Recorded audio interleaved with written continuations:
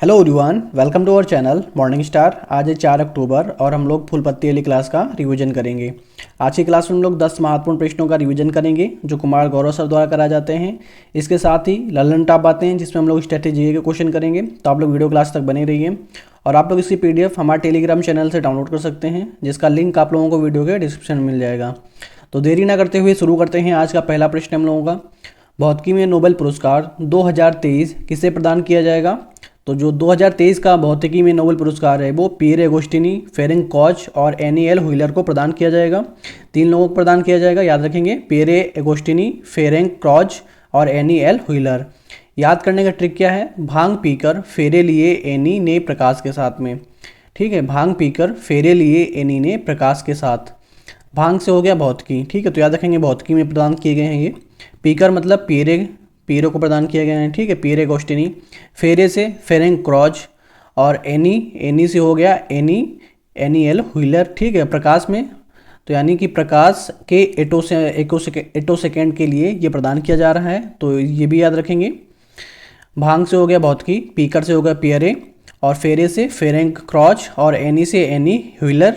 और प्रकाश मतलब प्रकाश के जो एटो सेकेंड है उसके लिए ये जो इनको प्रदान किया जा रहा है, तो याद रखेंगे। पदार्थ में इलेक्ट्रॉन की गतिशीलता के अध्ययन के लिए प्रकाश के एटो सेकेंड को उत्पन्न करने के लिए इनको भौतिकी में जो है ये पुरस्कार प्रदान किया जा रहा है, तो याद रखेंगे।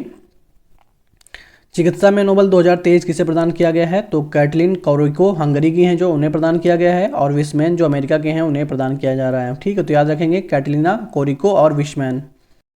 तो हम लोग जो ललन टॉप बातें हैं वो वीडियो के लास्ट में करेंगे, तो आप लोग वीडियो के लास्ट तक बने रहिए।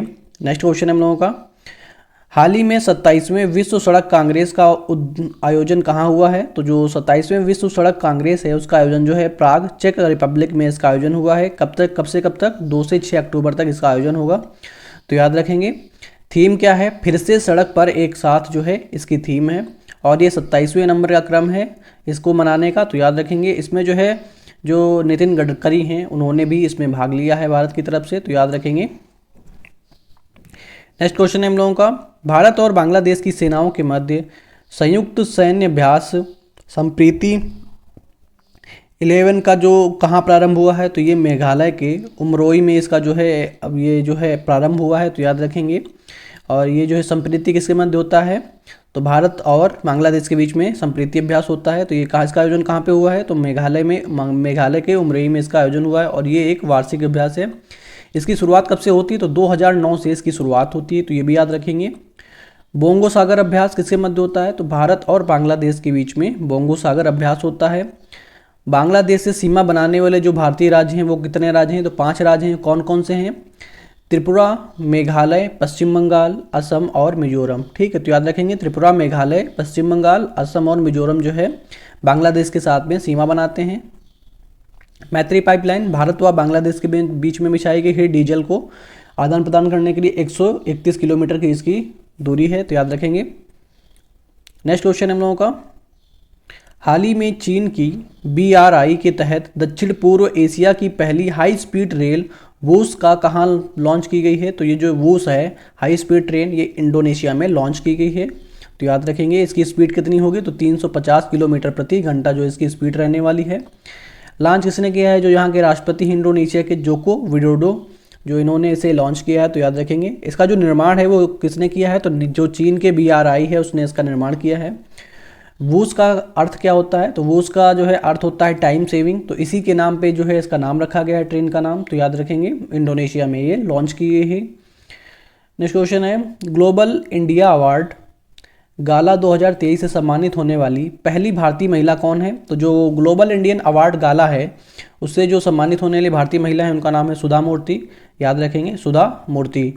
और ये जो इन्हें अवार्ड मिला है ये कनाडा इंडियन फेडरेशन के द्वारा इन्हें ये अवार्ड प्राप्त हुआ है। सुधा मूर्ति जो है इन्फोसिस फाउंडेशन की जो है अध्यक्ष हैं, तो ये भी याद रखेंगे। किसकी अध्यक्ष हैं? इन्फोसिस फाउंडेशन की। और यह अवार्ड जो है 2014 में नारायण मूर्ति को दिया गया जो इनके हस्बैंड थे, तो इनके हस्बैंड को भी यह अवार्ड जो है प्राप्त हो चुका है 2014 में, तो याद रखेंगे। नेक्स्ट क्वेश्चन हम लोगों का, हाल ही में 19वें एशियाई खेलों में 500 मीटर दौड़ में स्वर्ण पदक किसने जीता है? तो एशियाई खेलों में जो 5000 मीटर की दौड़ है उसमें स्वर्ण पदक पारुल चौधरी ने जीता है। 3000 मीटर में तो इसमें जो है सिल्वर मेडल प्राप्त किया है, तो याद रखेंगे। तो 5000 मीटर में स्वर्ण पदक और 3000 मीटर में सिल्वर मेडल प्राप्त किया है, तो याद रखेंगे। अनु रानी ने भाला फेंक में गोल्ड मेडल जीता है। 19वें एशियाई खेलों में जो पहला स्वर्ण पदक है वो किसमें प्राप्त हुआ था? तो वो निशानेबाजी में प्राप्त हुआ था। 41 वर्षों में एशियाई खेलों में जो स्वर्ण पदक प्राप्त हुआ है तो वो किसमें प्राप्त हुआ है? तो घुड़सवारी में एशियाई जो 41 वर्षों के बाद में ये स्वर्ण पदक प्राप्त हुआ है। एशियाई खेलों में गोल्फ में जो पहला पदक प्राप्त हुआ है वो किसे प्राप्त हुआ है? अदिति अशोक को प्राप्त हुआ है और वो सिल्वर मेडल प्राप्त किए हैं, याद रखेंगे, अदिति अशोक। नेक्स्ट क्वेश्चन है, हाल ही में केवीआईसी ने खादी इंडिया आउटलेट का उद्घाटन कहाँ किया है? तो जो केवीआईसी है, तो जो खादी ग्रामोद्योग विकास है, जो इसका जो है आउटलेट है वो कहाँ पे हुआ है? तो आईआईटी दिल्ली में इसका जो है उद्घाटन किया गया है, तो याद रखेंगे केवीआईसी का। खादी ग्रामोद्योग जो आयोग है इसकी स्थापना कब होती है? तो 1957 में इसकी जो है स्थापना होती है। और एक्ट कौन सा था? 1956 के एक्ट के तहत जो है इसकी स्थापना की जाती है। हेडक्वार्टर इसका मुंबई में स्थापित किया गया है और इसके जो वर्तमान में हेड हैं वो हैं मनोज कुमार। ठीक है, तो याद रखेंगे जो खादी ग्रामीण विकास आयोग के अध्यक्ष हैं वो कौन है? मनोज कुमार हैं। भारत का जो पहला आईआईटी ऑफशोर कैंपस है वो कहाँ पे स्थापित किया गया है? तो जो आईआईटी मद्रास है वो तंजानिया में स्थापित किया गया है, तो याद रखेंगे जो IIT offshore campus IIT Madras Tanzania में। नेक्स्ट क्वेश्चन है हम लोगों का, भारतीय नौसेना का नवाचार और स्वदेशीकरण सेमिनार स्वावलंबन 2.0 कहाँ प्रारंभ होगा?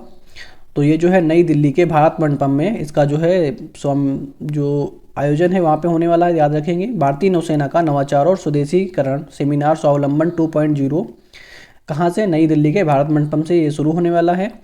भारतीय नौसेना का ध्येय वाक्य क्या है? सम नो वर्णः जो इसका भारतीय नौसेना का ध्येय वाक्य है। ऑपरेशन त्रिशूल कब शुरू होता है ये?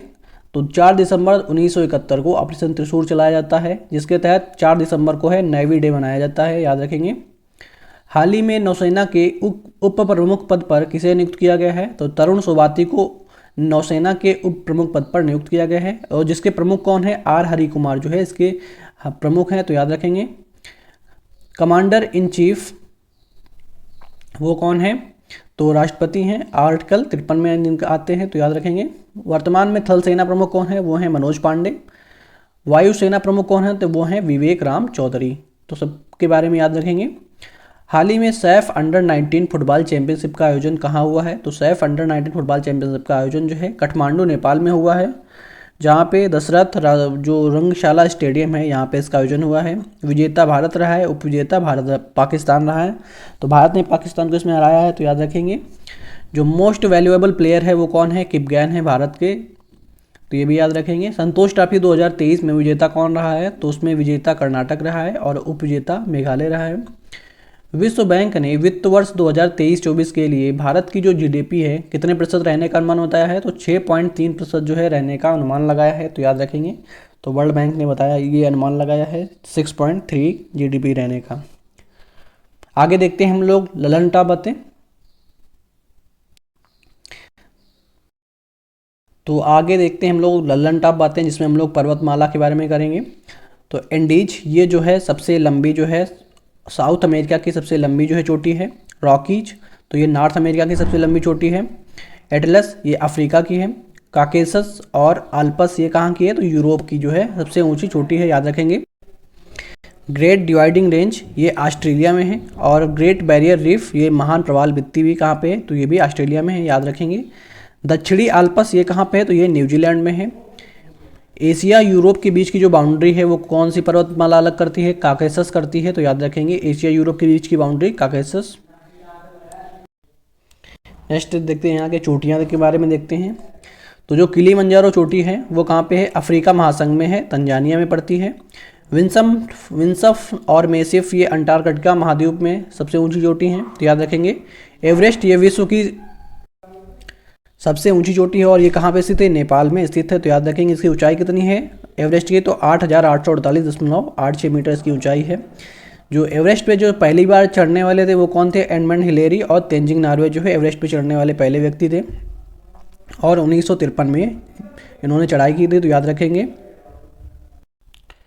माउंट एल्ब्रुच, तो ये यूरोप की जो है सबसे ऊंची चोटी है। माउंट मैकिनले या माउंट डेनाली, ये नॉर्थ अमेरिका की सबसे ऊंची चोटी है। एकांगुआ, तो जो ये माउंट एकांगुआ है ये दक्षिण अमेरिका की सबसे ऊंची चोटी है। कंचनजंगा सिक्किम की, ये जो है सिक्किम में पड़ती है कंचनजंगा। K2 गार्डविन ऑस्टिन, ये जो है ट्रांस हिमालय की सबसे ऊंची चोटी है और ये काराकोरम पर्वत श्रृंखला में स्थित है। कैस्पिस्को, जो ये कैस्पिस्को है ये ऑस्ट्रेलिया महाद्वीप में स्थित है। सैडल पीक अंडमान निकोबार में स्थित है, तो याद रखेंगे जो चोटियां हैं। आगे देखते हैं घास के मैदान के बारे में। पंपास घास के मैदान अर्जेंटीना में पाए जाते हैं। लानोज घास के मैदान वेनेजुएला में। वेल्स साउथ अफ्रीका में। डाउन्स ऑस्ट्रेलिया में पाए जाते हैं। पेरीज नॉर्थ अमेरिका में। पुस्ताच हंगरी में पाए जाते हैं, तो याद रखेंगे। मरुस्थल के बारे में देखते हैं, तो सहारा मरुस्थल कहाँ स्थित है? तो ये अफ्रीका महाद्वीप में स्थित है और ये विश्व का सबसे बड़ा मरुस्थल है। गिब्सन और ग्रेट विक्टोरियन ये ऑस्ट्रेलिया के मरुस्थल हैं, तो याद रखेंगे। और प्यासी धरती के नाम से भी जानते हैं इन्हें, तो जो गिब्सन का और ग्रेट विक्टोरियन है इसे जो है प्यासी धरती के नाम से जानते हैं। अल नेफूद रबल खाली मरुस्थल, ये कहाँ पे है? सऊदी अरब में जो है अल नेफूद और रबल खाली मरुस्थल है, तो याद रखेंगे। और जो विश्व का सबसे रेतीला मरुस्थल है वो कौन सा है? तो रबल खाली जो है विश्व का सबसे रेतीला मरुस्थल है। कालाहारी मरुस्थल, तो ये बोत्सवाना अफ्रीका महाद्वीप में पड़ता है। गोबी मरुस्थल मंगोलिया चीन में पड़ता है। टकला मकान, तो ये कहाँ पे है? चाइना में है। आटाकामा मरुस्थल पेरू और चिली की सीमा पर स्थित है और ये विश्व का सबसे शुष्क मरुस्थल कौन सा है? तो वो है आटाकामा का मरुस्थल। पेंटागोनिया मरुस्थल, तो ये कहाँ पे है? अर्जेंटीना में है। इसे जो है ठंडा मरुस्थल कहते हैं, तो ये कौन सा मरुस्थल है? ठंडा मरुस्थल है, तो याद रखेंगे। आगे देखते हैं ज्वालामुखी के बारे में। कोटोपैक्सी, तो कहाँ पे है? इक्वाडोर में है और ये विश्व का सबसे ऊंचा जो है सक्रिय ज्वालामुखी है, तो याद रखेंगे कोटोपैक्सी के बारे में। विश्व का सबसे ऊंचा सक्रिय ज्वालामुखी कोटोपैक्सी है। क्राकातो, तो ये कहाँ पे? इंडोनेशिया में है ज्वालामुखी ये। मोनालाओ अमेरिका में हवाई द्वीप पे स्थित है। बैरन द्वीप अंडमान निकोबार में, और ये भारत का एकमात्र सक्रिय ज्वालामुखी है, तो याद रखेंगे जो बैरन द्वीप है वो भारत का एकमात्र सक्रिय ज्वालामुखी है, अंडमान निकोबार द्वीप समूह में स्थित है। वेसुवियस कहाँ पे है? तो जो इटली में है। सिनाबुंग इंडोनेशिया में स्थित है। स्ट्राम्बोली, इसे जो है भूमध्य सागर का प्रकाश स्तंभ बोलते हैं और ये कहाँ पे स्थित है? तो ये इटली में स्थित है, तो याद रखेंगे। माउंट पोपा, तो ये कहाँ पे है? तो ये म्यांमार में स्थित है, तो याद रखेंगे। भूमध्य रेखा को 2 बार काटने वाली नदी कौन सी है? तो वो है कांगो नदी। मकर रेखा को 2 बार काटने वाली नदी कौन है? तो वो है लिम्पोपो नदी। कर्क रेखा को 2 बार काटने वाली नदी कौन सी है? तो वो है माही नदी। नील नदी का वरदान किसे कहते हैं? तो मिस्र को नील नदी का वरदान कहते हैं। नर्मदा और सोन नदी कहाँ से निकलती हैं? तो अमरकंटक की पहाड़ियों से निकलती हैं। एशिया की जो सबसे लंबी नदी है वो कौन सी है? यांगटीसी-कांग नदी है, वो कहाँ पे? चाइना में स्थित है। सर्वाधिक देशों में जो गुजरने वाली नदी है वो कौन सी है? तो डैन्यूब नदी है, इसे ग्रीन रिवर के नाम से भी जानते हैं। और ये कहाँ से निकलती है? तो ब्लैक फॉरेस्ट जर्मनी से ये निकलती है डैन्यूब नदी, तो याद रखेंगे। तो आगे हम लोग देखते हैं भारतीय राष्ट्रीय कांग्रेस के जो अधिवेशन हुए हैं 1885 से 1947 तक के, तो वो अधिवेशन हम लोग देखते हैं। 1885 से 1905 तक ये जो है उदारवादियों का चरण था और 1905 से 1917 तक उग्रवादियों का चरण था और 1917 से 1947 तक गांधीवादी युग चला था, तो याद रखेंगे। तो कांग्रेस की स्थापना कब होती है? 1885 में कांग्रेस की स्थापना होती है। किसके द्वारा होती है? तो ए.ओ. ह्यूम के द्वारा जो है इसकी स्थापना होती है। उस समय वायसराय कौन थे? तो वायसराय थे डफरिन। 1884 से 88 तक इसका कार्यकाल था। तो जो ए.ओ. ह्यूम थे, जो कांग्रेस का नाम इन्होंने बदलकर जो है भारतीय राष्ट्रीय संघ रखा, तो याद रखेंगे भारतीय राष्ट्रीय संघ कांग्रेस का नाम किसने रखा था? तो वो तो रखा था ए.ओ. ह्यूम ने। दादा भाई नौरोजी ने 1886 में भारतीय राष्ट्रीय कांग्रेस जो है इसका नाम रख दिया। तो जो भारतीय राष्ट्रीय संघ था उसका नाम बदलकर दादा भाई नौरोजी ने क्या रखा? तो भारतीय राष्ट्रीय कांग्रेस उसका नाम रखा बदल के, तो ये भी याद रखेंगे। पहले क्या रखा गया? तो पहले इसका जो कांग्रेस था उसका नाम था रखा ए.ओ. ह्यूम ने भारतीय राष्ट्रीय संघ, फिर उसका नाम बदल के भारतीय राष्ट्रीय कांग्रेस रखा दादा भाई नौरोजी ने। दादा भाई नौरोजी को the great old man of India के नाम से जानते हैं। और जो युवा अध्यक्ष थे उस समय वो कौन थे? तो वो थे अबुल कलाम आज़ाद थे, और जिन्होंने 1923 में दिल्ली अधिवेशन में ये जो है इन्होंने इसकी अध्यक्षता की थी, तो याद रखेंगे कांग्रेस की अध्यक्षता की 1923 में, और ये पहले शिक्षा मंत्री भी थे अबुल कलाम आज़ाद। तो देखते हैं 1885 का जो अधिवेशन हुआ था तो वो कहाँ पे हुआ था, जो बम्बई में इसका जो है अधिवेशन होता है, और इसके अध्यक्ष कौन थे, तो व्योमेश चंद्र बनर्जी जो है इसके अध्यक्ष थे। इसमें विशेष क्या था, तो ये कहाँ पे हुई थी, तो बम्बई के गोकुल धाम तेजपाल संस्कृत विश्वविद्यालय में इसकी जो है कांग्रेस का अधिवेशन हुआ था, जिसमें कितने मेंबर शामिल हुए थे, तो 72 मेंबर इसमें शामिल हुए थे। तो ये क्वेश्चन काफ़ी बार आ चुका है कि ये बैठक कहाँ पे हुई थी, तो बम्बई के गोकुल धाम तेजपाल संस्कृत विश्वविद्यालय में इसकी बैठक हुई थी, और अध्यक्ष थे व्योमेश चंद्र बनर्जी। 1886 में बैठक होती है कलकत्ता में, दादा भाई नौरोजी इसके अध्यक्ष रहे। 1887 में मद्रास में रहे बैठक इसकी हुई, जिसके अध्यक्ष थे बदरुद्दीन तैयब जी, जो कांग्रेस के पहले मुस्लिम अध्यक्ष थे। 1888 में इलाहाबाद में इसकी बैठक हुई, जिसके अध्यक्ष थे जॉर्ज यूले, और जो पहले यूरोपियन अध्यक्ष थे इसके रहे, तो याद रखेंगे। तो ये चार इंपॉर्टेंट है, 1885, 86, 87 और 88। पहली बैठक हुई बम्बई में, दूसरी कलकत्ता में, और तीसरी मद्रास में, और चौथी इलाहाबाद में। पहले जो अध्यक्ष थे व्योमेश चंद्र बनर्जी थे, फिर दादा भाई नौरोजी, बदरुद्दीन तैयब जी जो कांग्रेस के मुस्लिम अध्यक्ष थे, और चौथे नंबर पे जो यूरोपियन अध्यक्ष थे जो जॉर्ज यूले, तो याद रखेंगे। फिर आता है इंपॉर्टेंट 1906 का। 1906 में जो इसकी बैठक होती है कलकत्ता में होती है, अध्यक्षता करते हैं दादा भाई नौरोजी ने, और कांग्रेस ने इसमें 4 प्रस्ताव पास किए। कौन कौन से, स्वदेशी बहिष्कार, सुशासन और राष्ट्रीय शिक्षा। तो इसमें प्रस्ताव कौन से थे, स्वदेशी बहिष्कार, सुशासन और राष्ट्रीय शिक्षा जो है ये प्रस्ताव पेश किए। 1907 का सूरत का अधिवेशन होता है, तो उसमें किसकी अध्यक्षता होती है, तो रास बिहारी बोस जो है इसकी अध्यक्षता करते हैं। इसमें जो है कांग्रेस जो है नरम दल और गरम दल में विभाजित हो गया, तो याद रखेंगे। जो सूरत अधिवेशन हुआ था उसमें कांग्रेस नरम दल और गरम दल में विभाजित हो गया। 1911 का जो अधिवेशन होता है वो कहाँ होता है, तो वो कलकत्ता में होता है, और जिसकी अध्यक्षता करते हैं विश्व नारायण धर, जिसमें पहली बार जनगण मन गाया गया, तो वो 1911 कलकत्ता अधिवेशन में। 1916 का लखनऊ अधिवेशन, अंबिका चरण मजूमदार इसके अध्यक्ष होते हैं, जिसमें नरम दल और गरम दल जो है पुनः मिल गए, और मुस्लिम लीग के साथ इसमें समझौता हो गया। तो लखनऊ अधिवेशन जो है इंपॉर्टेंट है, तो सभी इंपॉर्टेंट जितने भी लिखे हैं इसमें। 1917 का अधिवेशन कलकत्ता में होता है, जिसकी अध्यक्षता कौन करती हैं, वो करते हैं एनी बेसेंट करती हैं, जो पहली महिला अध्यक्ष रहती हैं कांग्रेस की। 1925 में कांग्रेस ये अधिवेशन कानपुर में होता है, जिसकी अध्यक्षता जो है सरोजिनी नायडू करती हैं, जो पहली भारतीय महिला अध्यक्ष जो बनती हैं कांग्रेस की। 1924 में बेलगावी अधिवेशन होता है, जिसकी अध्यक्षता गांधी जी करते हैं। गांधी जी ने पहली और अंतिम बार जो है इसकी अध्यक्षता की थी कांग्रेस की। 1929 में लाहौर अधिवेशन होता है, जिसकी अध्यक्षता पंडित जवाहरलाल नेहरू करते हैं, जिन्होंने इसमें पूर्ण स्वराज की मांग की। लाहौर अधिवेशन किस नदी पे, रावी नदी के तट पर होता है। 26 जनवरी 1930 को स्वतंत्रता दिवस मनाने का इसमें ऐलान किया जाता है, तो याद रखेंगे। 1931 को कराची अधिवेशन होता है, जिसकी अध्यक्षता कौन करता है, तो सरदार वल्लभ भाई पटेल इसकी अध्यक्षता करते हैं, जिसमें मूल अधिकारों पर बात की गई थी।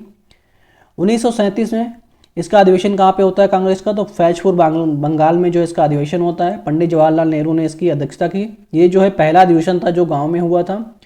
1938 का हरिपुरा अधिवेशन इंपॉर्टेंट है, किसने इसकी अध्यक्षता की, तो सुभाष चंद्र बोस ने इसकी अध्यक्षता की, जिसमें राष्ट्रीय नियोजक समिति बनाई गई। 1939 में त्रिपुरी जबलपुर में मध्य प्रदेश में इसकी जो है इसकी अध्यक्ष बैठक हुई, कहाँ पे, इसका जो कांग्रेस का अधिवेशन हुआ कहाँ पे, त्रिपुरी जबलपुर मध्य प्रदेश में। इसकी जो है अध्यक्षता पहले सुभाष चंद्र बोस करने वाले थे, इसमें विवाद चला, तो इसकी अध्यक्षता जो है फिर डॉक्टर राजेंद्र प्रसाद ने जो इसकी अध्यक्षता की 1939 की, तो याद रखेंगे। तो अभी हम लोग प्रीवियस डे का रिवीजन करेंगे, तो आप लोग वीडियो क्लास तक बने रहिए।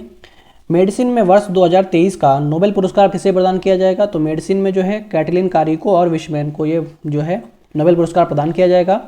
mRNA से कोविड-19 वेरिएंट के टीके को विकसित करने के लिए इनको नोबेल पुरस्कार प्रदान किया जा रहा है। ट्रिक क्या है, भूखा काका मेरी विस्की दवाई में मिलाकर पी गया। भूखा मतलब हंगरी, काका मतलब कैटलिना कारिको, मेरी मतलब अमेरिका, विस्की विशमैन, दवाई मतलब चिकित्सा, तो याद रखेंगे।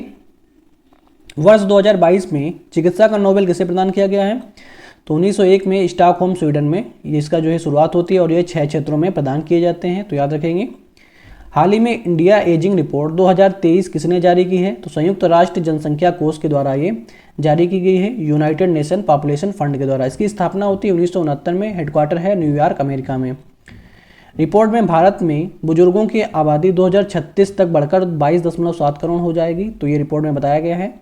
हाल ही में याओगन 3304 जासूसी उपग्रह किसने लॉन्च किया है, तो ये चीन के द्वारा लॉन्च किया गया है। चीन के गोबी मुश्किल से इसे लॉन्च किया गया है। चीन की मुद्रा है रेमनवी या युआन, यहाँ की मुद्रा है।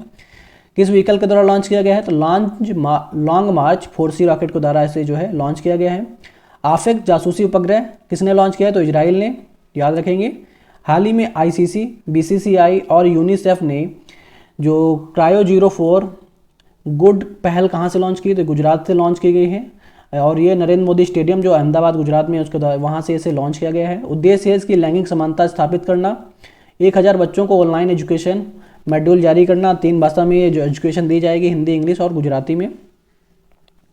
प्रतिवर्ष अंतर्राष्ट्रीय कॉफ़ी दिवस कब मनाया जाता है, 1 अक्टूबर को मनाया जाता है, जिसकी शुरुआत होती है 2015 से। अंतर्राष्ट्रीय कॉफ़ी संगठन की स्थापना कब होती है, 1963 में।